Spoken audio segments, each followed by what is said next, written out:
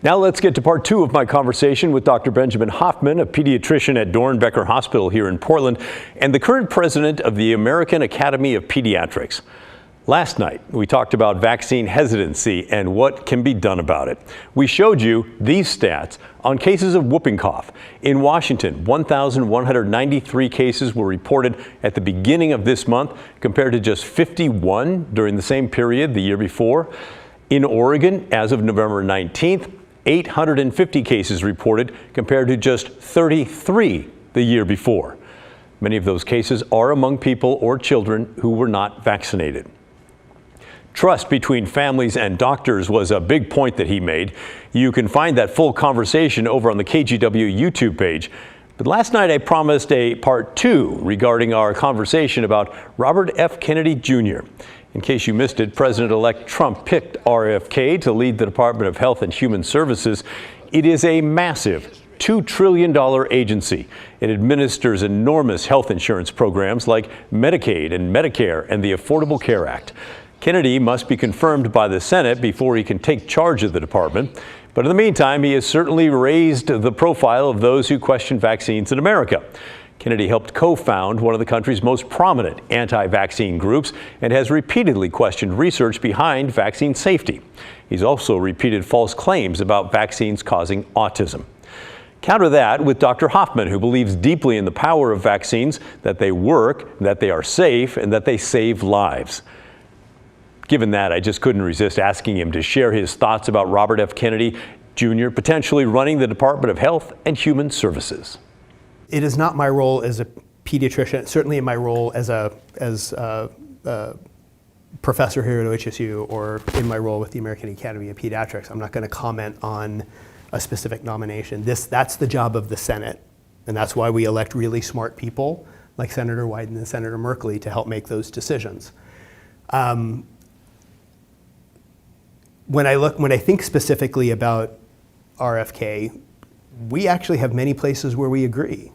Concerns about nutrition, concerns about the burden of chronic illness for children in this country. We may disagree about how we think about the origins and what some of the mechanisms for addressing those issues might be, but there is some common ground.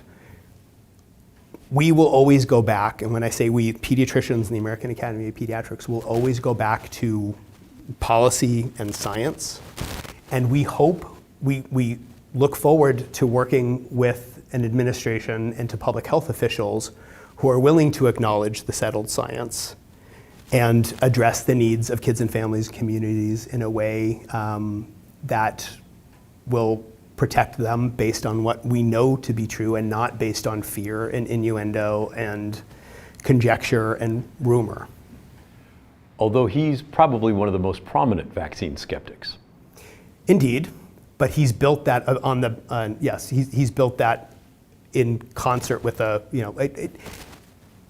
I think there's a misconception about how large the actual, shall we say, community? Yeah, the actual community of anti-vaxxers is.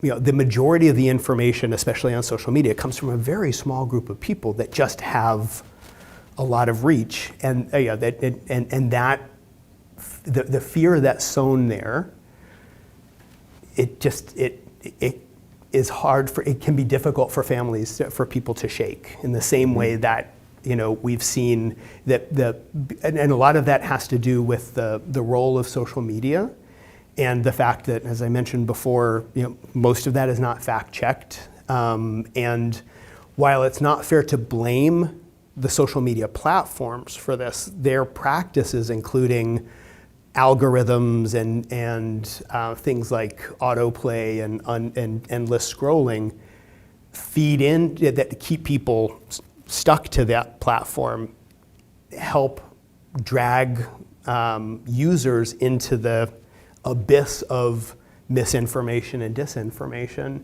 that can be hard to get out of. Yeah. All right, but back to the question.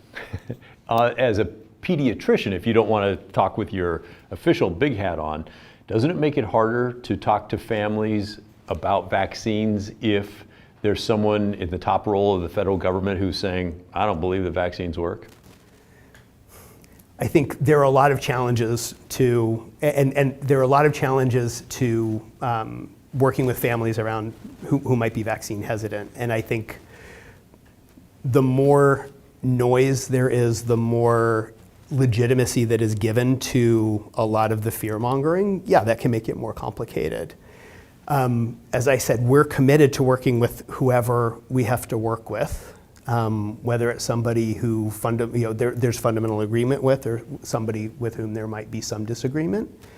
And my hope is that an opportunity for conversation and an honest discussion about what we actually know, as opposed to what people might think or choose to believe, and what they fear.